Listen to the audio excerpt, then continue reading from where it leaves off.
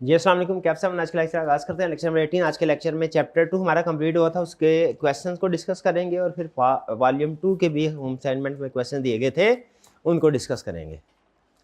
Home assignment कितने students से written form में किया? जरा हाथ उठाइए, शाबाश। मेजोरिटी ऑफ स्टूडेंट ने किए होम असाइनमेंट रिटन फॉर्म में। कुछ स्टूडेंट किसी वजह से नहीं कर सके, उनसे दरख्वास्त था कि आज जाके ज़रूर कर लीजिएगा, ठीक है। क्वेश्चन 11, क्योंकि देखिए पढ़ के जो समझ आती है ना वो, और जो लिख के समझ आती है वो, दोनों का अंडरस्टैंडिंग लेवल एक जैसा नहीं होता। लिखने में ज़्यादा फोकस होता है, उसकी जो लर्निंग होती है ना वो ज़्यादा डीप होती है। तो लिख के कोशिश किया करें, टाइम हो तो लिख के असाइनमेंट करें। Mister Joke is an employ in a brokerage house. Brokerage house क्या होता है भला? ब्रोकरेज हाउस क्या होता है? आपने अगर मार्केट में कोई चीज़ जाके खरीदनी है ना, जैसे पेन खरीदना है, कोई नोटबुक खरीदनी है, कैलकुलेटर खरीदना है, मोबाइल, आप खुद जाके खरीद सकते हैं, आपको किसी मिडिल मैन की ज़रूरत नहीं, ऐसा ही है। लेकिन जब आपने स्टॉक एक्सचेंज में किसी कंपनी के शेयर्स खरीदने होते हैं ना, तो इंडिविजुअल्स डायरेक्ट ट्रेडिंग नहीं कर सकते स्टॉक एक्सचेंज में, याद रखिएगा। उन्हें पहले किसी ब्रोकर के पास रजिस्ट्रेशन करवानी पड़ती है, ठीक है। फिर हम ब्रोकर को कहते हैं और ब्रोकर हमारी मर्जी के शेयर्स खरीदता है और बेचता है। तो वो जो ब्रोकर होता है वो समटाइम कोई इंडिविजुअल भी हो सकता है, समटाइम्स कोई बड़ी ऑर्गेनाइजेशन भी हो सकती है, छोटे बड़े, जैसे मार्केट में छोटी बड़ी हर तरह की दुकानें होती हैं ना, तो ब्रोकर भी स्टॉक एक्सचेंज में हर तरह के होते हैं, छोटे भी बड़े। ये उसने ब्रोकरेज हाउस का लफ्ज बोला, इसका मतलब है ये कोई बड़ी कोई कंपनी होगी जो ब्रोकरेज का बिजनेस कर रही है। उसके अंदर एक है जो एम्प्लॉय। अब ये ब्रोकरेज हाउस क्या करते हैं भला? ये कस्टमर सारा दिन फोन पे लगे रहते हैं, या दूसरा सिस्टम तो इलेक्ट्रॉनिकली सिस्टम आ गया है, इनको इंस्ट्रक्शंस आती हैं इन्वेस्टर की तरफ से, ये मेरे शेयर खरीद लो, ये बेच लो। ये कस्टमर्स के बिहाफ पे शेयर्स की सेल परचेज कर रहे होते हैं। बाज़ औक़ात ये कस्टमर को एडवाइस भी करते हैं, सर आज इस कंपनी के शेयर बढ़ने वाले हैं, या ये कंपनी के शेयर करीब बढ़ने वाले हैं, ये शेयर बाय कर लें। बाय नहीं करने होते वो, ठीक है। वो शेयर ब्रोकर जो एडवाइस करता है वो शेयर बाय नहीं करने होते, अपनी रिसर्च करके बाइंग करनी होती है। लेकिन बहरहाल कुछ लोग करते भी हैं। ब्रोकर को असल में कमीशन से गर्ज होती है, हर ट्रांजैक्शन पे कमीशन होता है अपना। तो कस्टमर चाहे नुकसान में जाए फ़ायदे में जाए, ब्रोकर हमेशा फ़ायदे में जाता है। क्यों? हाँ, तो अगर कोई प्रॉफिटेबल आपने शेयर खरीद भी लिया ना और लंबे अरसे तक रखा है, क्योंकि उसमें आपको डिविडेंड मिल रहा होगा, प्रॉफिट, ब्रोकर को अच्छा नहीं लगेगा। ब्रोकर कहेगा सर सेल परचेज करें, मेरा हर ट्रांजैक्शन के ऊपर कमीशन बने। तो ये थोड़ा सा फर्क होता है। बहरहाल ये एक ब्रोकर है इसको, and he wants to prepare some reports on request of some potential investors for a company. और कुछ इन्वेस्टर्स हैं, उन्होंने एक कंपनी में इन्वेस्टमेंट करनी है, कंपनी का नाम है एरिजोना ग्रिल लिमिटेड। अभी इसका मतलब है इन्वेस्टमेंट की नहीं है, कुछ लोगों ने इन्वेस्टमेंट करनी है। For the preparation of the report he requires memorandum and articles of association of the company. अब इसका मतलब है जो मिस्टर जोक ब्रोकर है बेसिकली, उसे अपने इन्वेस्टर के बिहाफ पे एक कंपनी के लिए रिपोर्ट प्रिपेयर करनी है, जिसमें वो इन्वेस्टर को बताएगा कि इन्वेस्टर को इस कंपनी में इन्वेस्टमेंट करनी चाहिए या नहीं करनी चाहिए। अच्छा, लॉ में लफ्ज इन्वेस्टमेंट दो कंटेक्स्ट में यूज होता है। आपके सामने, आपके जहन में लफ्ज इन्वेस्टमेंट से क्या आ रहा है कि क्या अगर एक इन्वेस्टर ने कंपनी में इन्वेस्टमेंट करनी है तो क्या करना होगा? शेयर्स खरीदने होंगे या डिबेंचर्स भी। याद रखें, डिबेंचर लोन को कहते हैं। तो कंपनी लॉ के मुताबिक आज किसी कंपनी के शेयर्स खरीदे वो भी इन्वेस्टमेंट कहलाता है, और डिबेंचर खरीदे या दूसरे लफ्जों में किसी को लोन दे वो भी इन्वेस्टमेंट कहलाता है। याद रखिए, कंपनी लॉ में लफ्ज लोन भी इन्वेस्टमेंट में शामिल होता है। अब जोक को चाहिए मेमोरेंडम और आर्टिकल रिपोर्ट बनाने के लिए। State whether he can obtain such copies of memorandum and articles of association from Arizona grill limited and explain why. क्या वो खरीद सकता है? सॉरी, ये ले सकता है मेमोरेंडम और आर्टिकल्स की कॉपी? क्यों नहीं ले सकता? वो मेंबर ने सिर्फ only a member can obtain copy of memorandum and articles. जी बिल्कुल, वो नहीं ले सकता। क्यों नहीं ले सकता? क्योंकि वो मेंबर नहीं है। अच्छा चलें, इस क्वेश्चन को थोड़ा मजीद ट्विस्ट लेके आते हैं। अगर वो जो इन्वेस्टर है वो जोक को कहे भाईजान तेरे बस की बात नहीं है, मैं खुद ये काम करता हूं, इन्वेस्टर खुद क्या मेमोरेंडम और आर्टिकल्स ले सकता है? ये वाला इन्वेस्टर जिसने उसे कहा हुआ है नहीं ले सकता। क्यों? ये भी मेंबर नहीं है। शाबाश, कैसे पता चला मेंबर नहीं है? अभी इन्वेस्टमेंट की ही नहीं है। इन्वेस्टमेंट करेगा तब मेंबर बनेगा, अभी इन्वेस्टमेंट की। समझ रहे हैं? अच्छा, अगर फर्ज कीजिए उस इन्वेस्टर ने डिबेंचर खरीद लिए,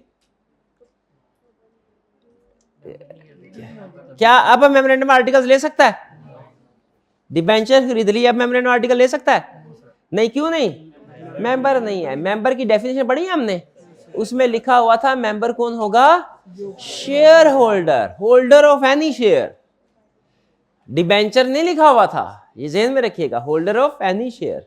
तो इसका मतलब है किसी भी केस में ना इसका इन्वेस्टर ना मिस्टर जोग कंपनी के मेमोरेंडम और आर्टिकल नहीं ले सकता, ठीक है। लेकिन प्रैक्टिस में एक आपको एक एक्स्ट्रा बात बता दूं, कोई माइंड तो नहीं करेंगे सर ने टाइम ज़ाया किया। प्रैक्टिस में जब किसी बैंक लीगली नहीं ले सकते, लेकिन कंपनी अगर खुद देना चाहे ना किसी को तो दे सकती है। प्रैक्टिस में कंपनी जब बैंक के पास लोन लेने के लिए जाती है ना, बैंक कंपनी को लोन देता है, शेयर्स नहीं खरीदता, लेकिन बैंक कहता है लोन मैं उस सूरत में दूंगा अगर अपने मेमोरेंडम और आर्टिकल मेरे सामने लेके आओ, ताकि मुझे पता चले तुम लोग काम क्या करते हो, ऑफिस किधर है तुम लोगों का, और शेयर कैपिटल कितना है तुम्हारा, वगैरह वगैरह, ये सारी इंफॉर्मेशन। तो बैंक हालांकि शेयर होल्डर नहीं है, क्या कंपनी अपनी मर्जी से मेमोरेंडम और आर्टिकल्स की कॉपी दे सकती है? प्रैक्टिकली दी जाती है, प्रैक्टिकली दी जाती है। क्लियर जी? 11 प्रॉब्लम तो नहीं कोई इसमें? चलिए आगे चलते हैं।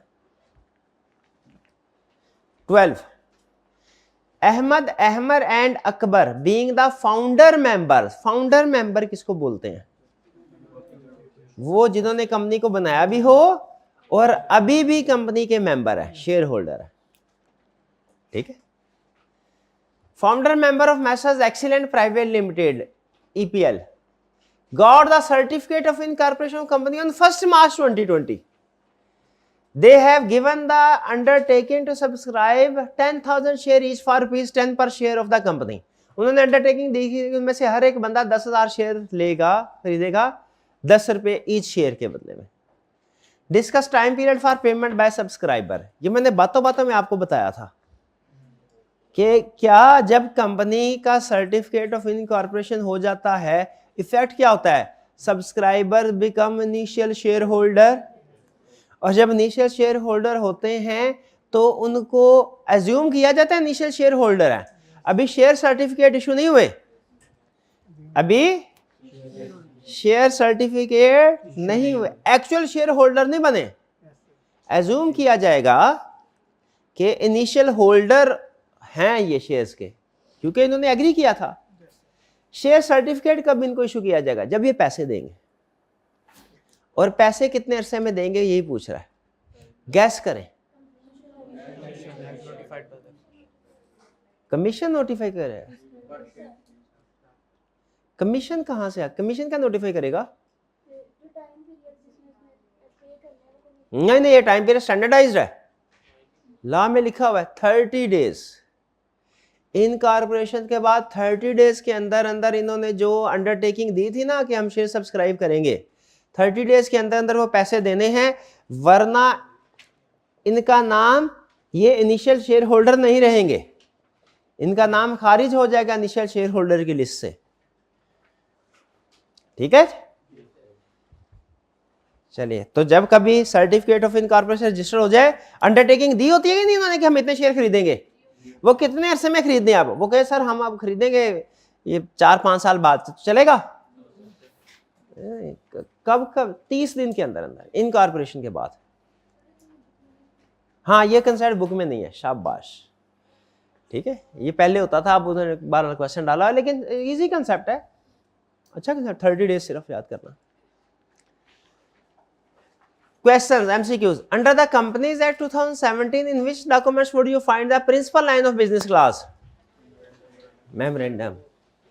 अच्छा, ये मैंने आपको बता दिया हुआ ना कि वॉल्यूम 1 के जो MCQs हैं ये आपकी एग्जाम लेवल की प्रिपरेशन के लिए नहीं है, ये सिर्फ कंसेप्ट्स की रिवीजन के लिए हैं।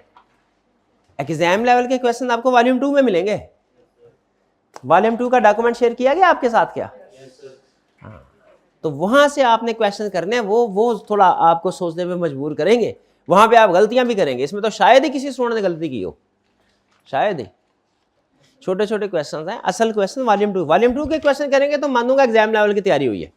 वॉल्यूम 1 के क्वेश्चन में नहीं मानूंगा मैं, इतना मान लूंगा कि आपने पढ़ लिया है, रिवीजन हो गई ये मान लूंगा। एग्जाम लेवल की तैयारी मैं कब मानूंगा? ये वॉल्यूम 2 के एमसीक्यूज, वॉल्यूम 2 के क्वेश्चंस को अटेम्प्ट करेंगे, वो भी रिटर्न, और आप खुद देखेंगे 2-4 सवाल करेंगे, आपको पता चल जाएगा ये वॉल्यूम 1 2 में फर्क क्या है सर, क्या क्या रहता है। सेकंड, ए पर्सन में make an application in specified form and manner with a specified fee for the registrar for reservation of any name. हाँ याद आया, नाम रिजर्व करवाना होता है। वो कितने दिन के लिए था? 30 डेज के लिए था ना? कितने दिन के लिए था? भूल गए, भूल गए। 30 डेज के लिए था ना? शाबाश शाबाश। कितने दिन के लिए था? 60 डेज के लिए कहाँ लिखा था? 90 60 डेज के लिए था। कंफर्म कर लें, 60 डेज के लिए था ना? मुझे भी कंफर्म। हाँ, if the application refused by, लेकिन वो ये पूछ ही नहीं रहा, ये तो वो पूछ ही नहीं रहा। वो कह रहे एप्लीकेशन रिफ्यूज हो गई, aggrieved person may prefer an appeal to commission within 15 days. मेरे डेज आगे पीछे हुए हैं मेरा भाई, डेज ठीक कर ले। 15 डेज नहीं है, कितने दिन है? 30 डेज है। अगर नेम रिजर्व हो जाता 60 डेज के लिए होता। अपील जितनी भी हो, आपको पता है कितने दिन में करनी होती है कमीशन को? इवन कोर्ट के पास भी जाना होगा, आगे चल के कोर्ट में भी भेजेगा आपको। कमीशन का कोई मसला है तो कोर्ट में भी चले जाओ, ठीक है। कुछ जो इन कॉर्पोरेशन से रिलेटेड रूटीन के मसले ना, इनमें वो कहता है कि कोर्ट नहीं जा सकते, कमीशन का डिसीजन फाइनल है। आगे चल के कुछ एडवांस इश्यूज आएंगे 3-4, उनमें बोलेगा कोर्ट चले जाओ। तो कोर्ट जाने का टाइम पीरियड भी याद रखिए 30 डेज ही हुआ करेगा। अपील जहां पे भी करनी है ना, रूल याद रख ले, 30 डेज में करनी है अपील। जहां पे भी करनी है स्टैंडर्ड 30 डेज है। आगे पीछे चेंज हुआ तो देख लेंगे उसको। Second clear? अपील कितने से में कर सकते हैं? 30 days, B option correct. Done? कोई प्रॉब्लम? आगे चलते हैं। 3, companies act 2017 allows the alteration of various clauses of the memorandum of association of the company, however there is difference as to the procedure or requirement of law। हाँ, तो memorandum की various classes की alteration हो सकती है ना, लेकिन procedure clause to clause vary करता है। कोई एग्जांपल दे सकते हैं कैसे क्लास टू क्लास वेरी करता है? मेमोरेंडम के कोई मुझे 2 ऐसी क्लासेस बता दे जिनको अल्टरेशन करने का प्रोसीजर एक दूसरे से डिफरेंट हो, और साथ में कोई डिफरेंस। नेम क्लास, शाबाश। और नेम क्लास के साथ और क्या?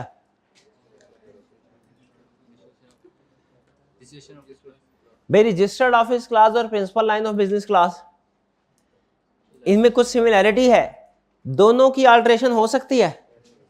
अल्टरेशन के प्रोसेस में एक सिमिलैरिटी है, एक डिफरेंस है, बताइए।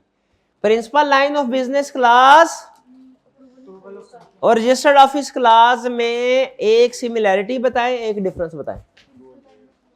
पहले की बताएं क्या बता रहे हैं? उस पहले सिमिलैरिटी बता रहे हैं कि डिफरेंस बता। सिमिलैरिटी क्या कह रहे हैं?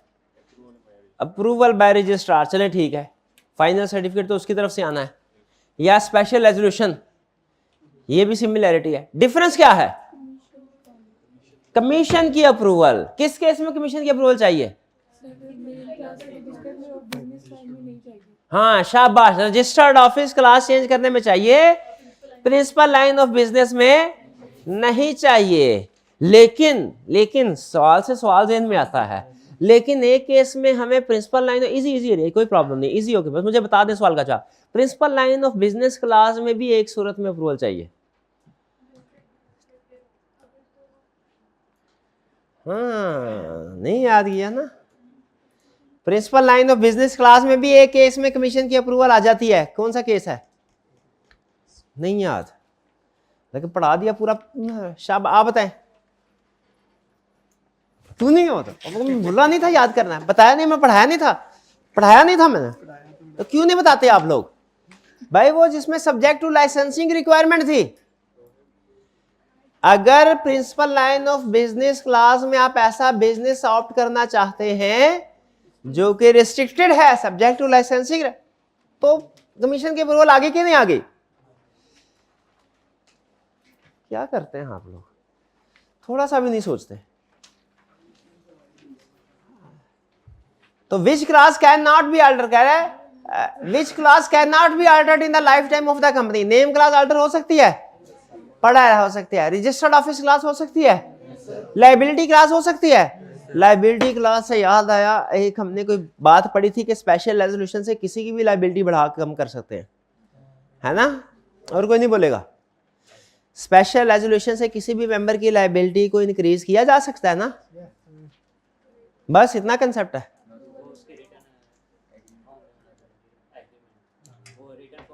हाँ, रिटर्न अप्रूवल होना जरूरी, रिटर्न कंसेंट होना जरूरी है।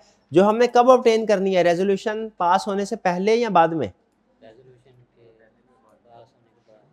पास होने के बाद। और दोनों तरफ चले, पहले भी ले सकते हैं, बाद में भी ले सकते हैं।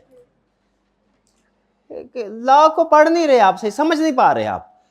जनरल कंसेप्ट है आपका, स्पेसिफिक नहीं है।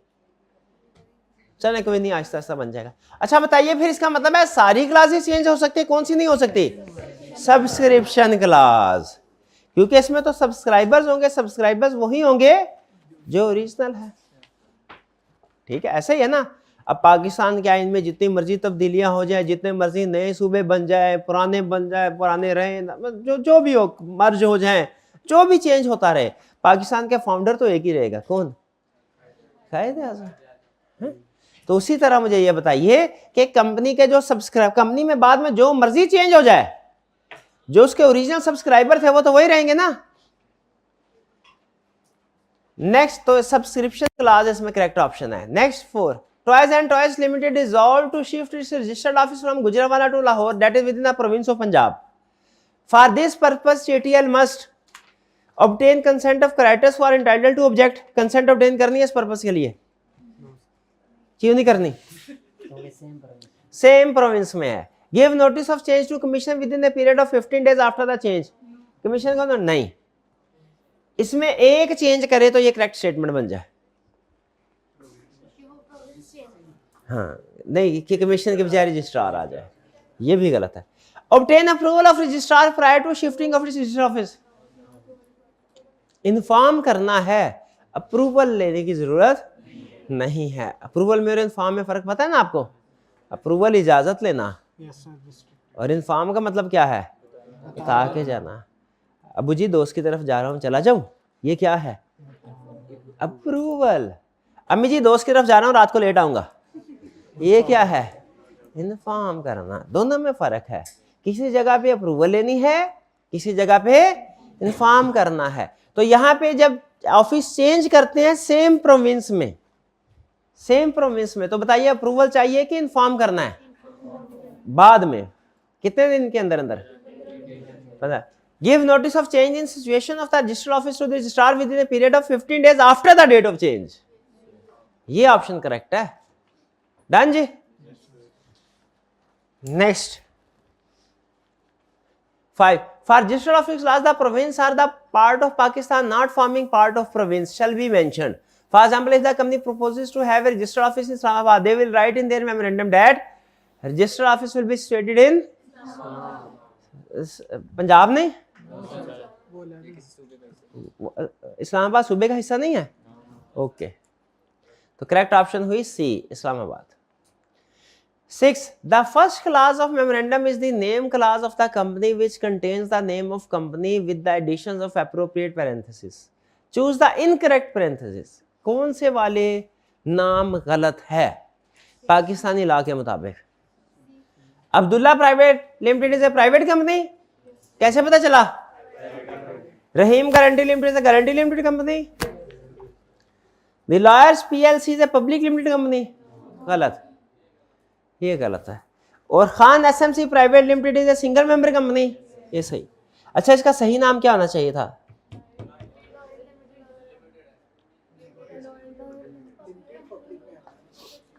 सही नाम क्या रखते आप? हाँ जी, ये प्रोफेशनल है, तो ये कंपनी के तौर पर रजिस्टर करना रिक्वायर्ड नहीं है। प्रोफेशनल सर्विस करेंगे तो रिक्वायर्ड। अच्छा, अगर कोई और काम करना चाहे तो फिर कंपनी रजिस्टर करवा सकते हैं, फिर कंपनी रजिस्टर करवा सकते। देखिए, मैं चार्टर्ड अकाउंटेंट हूं ना, अगर मैंने सीए सर्विसेज प्रोवाइड करनी है तो कंपनी नहीं बना, लेकिन अगर मैंने इंपोर्ट एक्सपोर्ट का काम करना है फिर कंपनी बना सकता हूं ना। ये नहीं है कि कोई भी कंपनी नहीं मैं बना सकता, नहीं, ये जो प्रोफेशनल वाली कंपनी है ना, प्रोफेशनल सर्विस वाली कंपनी, ये नहीं बना सकता। कोई दूसरी सेल परचेज वाली कंपनी बनानी हो वो मैं बना सकता हूँ। तो इसमें बहरहाल गलत ऑप्शन सी है, पीएलसी। पाकिस्तान में लिमिटेड कंपनी को पब्लिक पीएलसी से शो नहीं करते। अच्छा, आपको एडिशनल इन्फॉर्मेशन दे दूं, यूएसए में शो करते हैं। यूएसए में नाम में वर्ड लिमिटेड नहीं लिखा जाता, पाकिस्तान में तो रूल है ना वर्ड लिमिटेड लिखा जाता है, यूएसए में नाम के साथ आगे लिखा जाता है पीएलसी, ठीक है। लेकिन चूंकि पाकिस्तान के लॉ के मुताबिक ये गलत है, इसीलिए हमने कहा ये आप पीएलसी पाकिस्तान में यूज नहीं कर सकते। डन जी, कोई प्रॉब्लम? 7,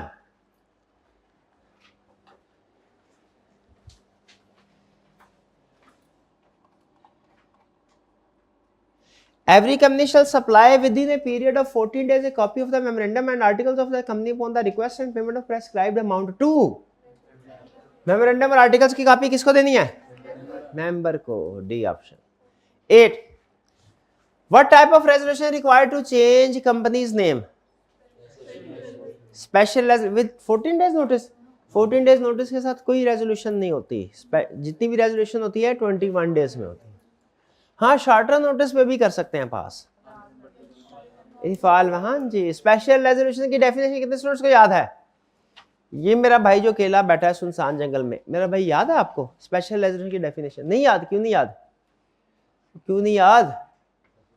किससे याद करनी है? स्पेशल रेजोल्यूशन की डेफिनेशन याद है मेरे भाई को? क्या है डेफिनेशन, आपको याद है? सुनाए। 3/4 मेजोरिटी। सुभान अल्लाह, दरिया को कूजे में बंद कर दिया। अब आगे नहीं पता होगा, आगे बता। शाबाश। हाँ शाबाश, which are present in person are. शाबाश शाबाश शाबाश। एक और चीज से आगे लाइन बता दे। 21 डेज से उसके बाद आगे एक्सेप्शन जिसकी वजह से बात शुरू हुई है। क्या 20 लेस देन 21 डेज का नोटिस दिया जा सकता है? क्या कंडीशन है? ऑल मेंबर्स शाबाश entitled to vote so agree. शाबाश शाबाश, अच्छी बात है। उन्होंने मुझे गलत साबित किया, मेरा ख्याल था नई डेफिनेशन सुना पाएंगे, लेकिन उन्होंने सुना दी। शाबाश, हमें गलत साबित होके खुशी हुई, खुशी हुई। 8, अच्छा 8 हो गया। 9, in relation to companies articles of association which of the following is incorrect? इनमें से कौन सी चीज इनकरेक्ट है? Articles of association sets down the internal regulation of company, ये तो करेक्ट है, ये तो करेक्ट है। Promoters may or may not submit their own form of articles when submitting the form necessary to form a company limited by share, ये भी correct है। हाँ, टेबल ए फॉलो होगा। टेबल बी किस चीज का है? वो भी उसी का नहीं, वो टेबल ए आर्टिकल्स का, टेबल बी मेमोरेंडम का है। अच्छा, मेमोरेंडम सबमिट कराना तो लाजमी होता है ना, उसका फिर फॉर्मेट क्यों दिया हुआ है? ताकि आसानी से डाउनलोड करके नाम चेंज करके वो सबमिट करवा दें, आसानी के लिए। आप टेम्पलेट्स दिए होते हैं ना बाजू का। The articles of association form a contract between members and the company and the members among themselves, ये भी सही है। आर्टिकल्स ऑफ एसोसिएशन में भी चेंज बाय ऑर्डिनरी रेजोल्यूशन, ये गलत है। ये तो चेंज होंगे कैसे? स्पेशल रेजोल्यूशन से। 10, if a company changes its name then the former name is required to be mentioned along with the new name for a period of 1 year, 6 months, 90 days, ठीक है, from the date of issue of new certificate of incorporation। A option correct। Done ji. A company has been incorporated with a name in contravention of the relevant provisions of Company Act 2017. Now the directors have received an order from the registrar to rectify the name after providing an opportunity of being heard। Directors को notice मिल गया कि भैया ठीक करवाओ। The name is required to be rectified or changed within a period of 30 days। अगर 30 days में नाम change नहीं करते क्या होगा? वो कौन? रजिस्ट्रार बोले सेंटेंस में वर्ड यूज करें, ही का वर्ड यूज नहीं करना सेंटेंस में। क्या वर्ड यूज करना है? रजिस्ट्रार। कंपनी लॉ के अंदर प्रोनाउन कम से कम यूज करें, नाउन ज्यादा से ज्यादा, इसीलिए सिखाए गए थे आपको, ताकि कंपनी लॉ में प्रोनाउन कम इस्तेमाल करें। जितने ज्यादा प्रोनाउन किसी सेंटेंस में इस्तेमाल करेंगे एम्बिग्विटी अंडरस्टैंडेबिलिटी उतनी कम होगी। इतने ज़्यादा नाउन इस्तेमाल करेंगे ज़्यादा होगी। कम्युनिकेशन के असूल है, कहीं नहीं पढ़े होंगे आपने, मैंने खुद पैसे दे के सीखे। आगे चलते हैं। 12 विच of the following clause is not covered in table A of first schedule, में से कौन सी क्लॉज टेबल ए में कवर नहीं होती? प्रोसीडिंग्स ऑफ डायरेक्टर्स, होती है डायरेक्टर्स की meeting. Votes of members, instrument of proxy, annual return नहीं है। एनुअल रिटर्न आर्टिकल्स में कवर नहीं होती, ये अलग से एक टॉपिक जरूर है, ये हम आगे चल के पढ़ेंगे एनुअल रिटर्न, ठीक है। लेकिन अच्छा इतना ध्यान में रख लीजिएगा, annual return annual financial statements नहीं होती। एनुअल फाइनेंशियल स्टेटमेंट्स तो आपको पता है ना क्या होती है, income statement, balance sheet, cash flow statement, ठीक है। ये एनुअल रिटर्न कुछ और चीज है, लेकिन क्या चीज है ये बाद में पढ़ेंगे। बहरहाल आर्टिकल्स में शामिल नहीं होती annual return. 13 a company is changing its registered office from Gulgasht colony to Bukhari colony within the city of Multan. Which of the following requirements are applicable? Notify to registrar करना है, बिल्कुल। पास ए स्पेशल रेजोल्यूशन, क्यों नहीं? हाँ वो तो सिटी टू सिटी जाते तो फिर होता, ये तो सेम सिटी में। Get confirmation from commission of petition, ये कब होता? Province to province. यानी रजिस्ट्रार को नोटिफाई हर केस में होगा, स्पेशल रेजोल्यूशन अगर सिटी टू सिटी होगा, और कमीशन प्रोविंस टू प्रोविंस होगा। कमीशन को जितना ज्यादा चेंज होगा उतनी ही रिक्वायरमेंट बढ़ जाएगी।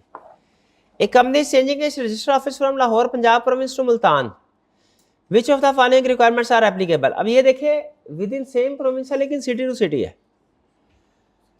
नोटिफाई टू रजिस्ट्रार करना है, नोटिफाई। पास स्पेशल रेजोल्यूशन करनी है। गेट कंफर्मेशन और कमीशन, क्यों कंफर्मेशन कमीशन से क्यों नहीं लेनी?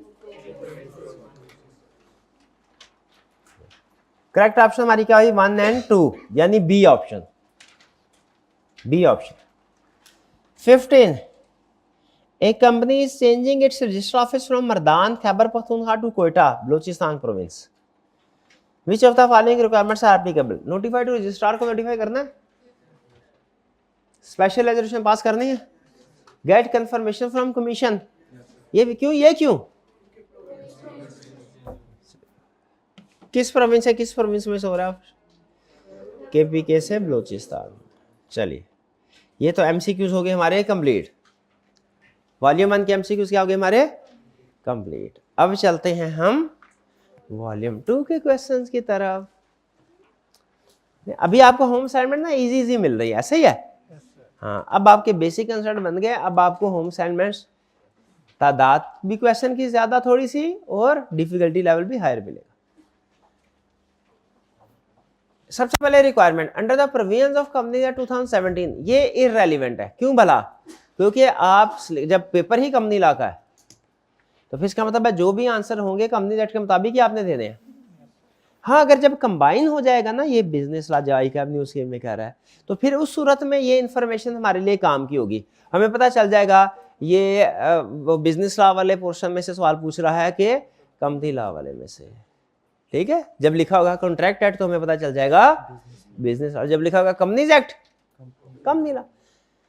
अभी फिलहाल यही रेलिवेंट है क्योंकि कंपनी लॉ सिलेबस में है, सारा कुछ उसमें से पूछेगा और कहां से पूछेगा। Describe the prescribed procedure for changing MS principal line of business. कितने स्टूडेंट्स का ख्याल है कि वो सिर्फ रिक्वायरमेंट पढ़ के इंफॉर्मेशन पढ़े बगैर भी बता सकते हैं प्रोसेस क्या होगा? बताइए। वैसे तो बेहतर यही होता है कि पूरा क्वेश्चन पढ़ के फिर आंसर, आपने करना भी यही है, हम करेंगे भी यही। लेकिन मेरा सवाल यह है कि क्या सिर्फ रिक्वायरमेंट पढ़ के अंदाजा लगा सकते हैं कि क्या लिखना है? कितने स्टूडेंट अंदाजा लगा सकते हैं सिर्फ रिक्वायरमेंट, क्वेश्चन की इंफॉर्मेशन स्टेटमेंट ऊपर वाली पढ़े बगैर सिर्फ रिक्वायरमेंट पढ़ के अंदाजा लगा सकते हैं कि क्या लिखना है? बताइए। क्या कोई नहीं बता सकते? क्यों नहीं बता सकते? हाँ, अच्छा पहले मुझे बताइए स्पेशल रेजोल्यूशन आपने कैसे डिसाइड किया कि इसमें प्रिंसिपल लाइन ऑफ बिजनेस की क्लास चेंज हो रही है? क्लास चेंज हो रही है क्या? कि इसमें ये चेंज कौन सा है? दो चेंज हमने पढ़े थे, प्रिंसिपल लाइन ऑफ बिजनेस का registered office, principal line of business. तो प्रिंसिपल लाइन ऑफ बिजनेस जब भी चेंज करना हो प्रोसीजर एक ही है। रजिस्टर्ड ऑफिस के 3 प्रोसीजर है, इसका तो मेरा ये ख्याल है मैं गैस कर सकता हूं प्रिंसिपल लाइन ऑफ बिजनेस का क्या प्रोसीजर होगा। स्पेशल रेजोल्यूशन, फिर उसके बाद 30 डेज, फिर उसके बाद कॉपी। अगर नाम मैच नहीं कर रहा तो नाम को भी चेंज करना पड़ेगा और रजिस्ट्रार उसको सर्टिफाई कर देगा। ये 4 स्टेप्स है, ऐसा ही है। देखते हैं क्या क्वेश्चन में कोई फर्दर इंफॉर्मेशन है। Mackerel limited is A listed company engaged in the business of fish farming. As part of its expansion plan, ML's board has decided to invest in a poultry and dairy business for which the principal line of business is required to be changed. कह रहे हैं अब हम business में जा रहे हैं, किस बिजनेस में? पोल्ट्री एंड डेयरी बिजनेस में, जिसके लिए नाम चेंज करना पड़ेगा। तो कौन सा प्रोसीजर आएगा? स्टैंडर्डाइज प्रोसीजर ही आएगा। लेकिन याद रखे, आपने किताब वाला प्रोसीजर एज इट इज नहीं छाप देना। क्यों? क्या चेंज करना है? उसे कस्टमाइज करना है। क्या करना है? कस्टमाइज करना है। ठीक है, बाजार से कभी रेडीमेड शर्ट खरीदी हो आपने, तो क्या करते हैं? एज इट इज उसको यूज कर लेते हैं कि पहले देख लेते हैं। उसे कस्टमाइज करना पड़ता होता है अपनी प्रेफरेंस के हिसाब से, अपनी फिजिक के हिसाब से। ऐसा ही है। तो जो भी आपने, स्टूडेंट गलती क्या करते हैं? सुन ले स्टूडेंट, एग्जाम में गलती क्या करता है? सुन ले। याद किया जो होता है ना, कंसेप्ट मैच करते हैं, जो याद किया होता है एज इट इज छाप देते हैं। रूल लिख लें, rule, use specific information in case study. क्या? Use specific information in case, यानी इस केस स्टडी की स्पेसिफिक इंफॉर्मेशन क्या है?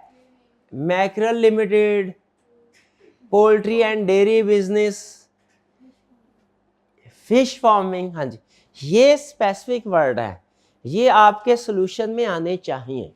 आपने जो याद किया होगा, तब आपके लिए मसला क्या होगा? आपने जो याद किया हुआ है ना, वो जनरल स्टेप्स याद किए हुए हैं। अब एग्जाम में उसने स्पेसिफिक केस पूछना है, आपने क्या गलती करनी है भला? हमने आपने, अब आपका माइंड कहेगा छाप दे, छाप दे, आपने छाप देना। तो उसको छापना तो है, लेकिन कस्टमाइज करके। कस्टमाइज कैसे करना है? उसे पता चले आप केस स्टडी कर रहे हैं कि रिप्रोडक्शन कर रहे हैं। तो जो क्वेश्चन की स्पेसिफिक इंफॉर्मेशन को आपने एग्जाम सॉल्यूशन में इंक्लूड करना होता है। ये बात समझ आ रही मेरी कि नहीं आ रही? आइंदा ये काम करेंगे। क्या काम? इतनी अहम चीज बताइए, मजाला भाई ने लिखा हो।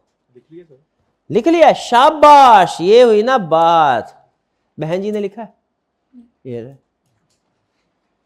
क्यों नहीं लिखते आप लोग? इतनी गुरु की बातें आपको हम बताते हैं।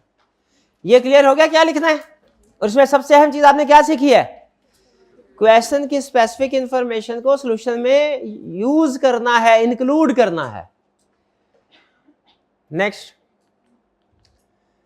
Shafiq and Rahat intend to establish a limited liability company in Lahore for manufacture of edible oil. Company बनाना चाह रहे हैं। Under the provisions of company 2017 advise them with regard to following factors to be considered while selecting the name of the company. 2 number के साथ कौन से factor consider करने हैं while selecting name of the company? Name should not be identical, offence religious feelings, inappropriate, undesirable or containing words prohibited and restricted by commission. शाबाश। Second, name which में require prior approval of commission. कौन से नाम commission की prior approval require कर, रखने से पहले कमीशन की प्रायर अप्रूवल ऑब्टेन करनी है? वो स्टेट वाले। भाई ने लेक्चर लिया है, समझा भी है, याद नहीं किया, कंफर्म है, कंफर्म है भाई ने याद नहीं किया। पूछ ले भाई से, भाई ने जो लफ्ज बोल दिया ना वो स्टेट वाले, उससे मुझे पता चल गया। नहीं ना याद किया मेरे भाई ने, क्या किया हुआ? सुनाई मेरा भाई फिर। ये ले, ये पढ़ा ला। कौन से वाले थे? Patronage head of. शाबाश, मैं पैट्रनेज बोला, मुझे तसल्ली हो गई, बस ये बच्चे ने याद किया हुआ है। ये ऐसे याद करना है आपने, सिर्फ समझना नहीं है। ला को पहुंच गए बस। चलिए, ये था हमारा चैप्टर 2 हमारा कंप्लीट हो गया। क्लियर? कोई क्वेश्चन पूछना चाहते हो? कोई कंसेप्ट? अभी टाइम है हमारे पास 10 मिनट। कोई कंसेप्ट समझते हो रिवाइज करना है तो पूछ लें। जी शाबाश। डॉक्टर्स मिलके अगर हॉस्पिटल बनाते हैं तो वो कंपनी फार्म, वो बेसिकली डॉक्टर्स एम्प्लॉय होते हैं अमूमी तौर पे। जो ओनर होता है ना वो कोई और होता है, वो बिजनेसमैन होता है, ठीक है। तो उसके लिए अलग से, अच्छा एक चीज़ और याद रखिएगा, प्रैक्टिकली एक बिजनेस के ऊपर सिर्फ एक रिक्वायरमेंट अप्लाई नहीं होती, बहुत सी रिक्वायरमेंट अप्लाई होती हैं। तो अगर फ़र्ज़ कीजिए कि कंपनी लॉ में कोई रिस्ट्रिक्शन या परमिशन है भी, लेकिन किसी दूसरे स्पेसिफिक लॉ में उसको एक्सक्लूड कर दिया गया है, तो वो अप्लाई नहीं होगी, ठीक है। यहाँ पे कंपनी नहीं बना सकते, लेकिन सोल प्रोप्राइटरशिप की शक्ल में या पार्टनरशिप की शक्ल में हॉस्पिटल का बिजनेस कर सकते हैं। और अगर कभी फ़र्ज़ कीजिए ये हॉस्पिटल्स की रेगुलेटर होती है university of health, university health science, हाँ, अगर वो कोई ऐसी रिक्वायरमेंट इशू कर दे स्पेसिफिकली जिसमें वो इजाज़त दे दे, तो फिर वो स्पेसिफिक लॉ अप्लाई होता है। ये कंसेप्ट हमने कोऑपरेटिव सोसाइटी वाले में भी सीखा है कि अगर कोऑपरेटिव सोसाइटी है तो उसके ऊपर अमूमी तौर पे कंपनी लॉ की प्रोविजन नहीं लगती, उसको एक्सेप्शन में दे देता है, क्योंकि उसके ऊपर अलग उसकी अपनी रिक्वायरमेंट्स। और कोई क्वेश्चन जी? जी सर, अगर जरदारी खुद किसी को अलाउ कर दे कि तुम मेरे नाम पे कंपनी बना सकते हो, जरदारी नहीं, जरदारी साहिब नहीं, हम प्रोफेशनल हैं, देखें हम प्रोफेशनल हैं, हमने अपनी कम्युनिकेशन प्रोफेशनल रखनी है, ठीक है। पर्सनल प्रेफरेंसेस अलग चीज़ है, प्रोफेशनल रिक्वायर करता है, ठीक है। हाँ जी, तो जरदारी साहब अगर किसी को अलाउ कर दें मेरे नाम पे कंपनी बना सकते हो, मेरे नाम पे, हाँ, तो फिर वो नहीं, फिर वो अप्लाई करेगा। अब चूंकि वो current head of the state है तो कमीशन रिफ्यूज कर देगा। कमीशन कहेगा मुझे इनसे प्रोबेबली या तो खुद अप्रोच करेगा उनको और पूछेगा कि आपको कोई इतराज़ तो नहीं है, या उस पार्टी से जो उसके पास आई है ना उसे कहेगा इनसे एनओसी लेके आओ कि इनको कोई इजाज़त नहीं है, ठीक है। वो डिटेल प्रोसीजर क्या है वो मुझे नहीं पता, क्योंकि वो प्रैक्टिस का प्रोसीजर है, लॉ में नहीं लिखा हुआ। लेकिन अमूमी तौर पे जो प्रैक्टिस चलती है वो इस तरीके से, उधर से कोई एनओसी जब आ जाएगा फिर उसके बाद कमीशन रजिस्टर कर देगा, ठीक है, क्योंकि पहला राइट तो स्पेसिफिक पर्सन का है ना, ठीक है जी। और कोई क्वेश्चन? जी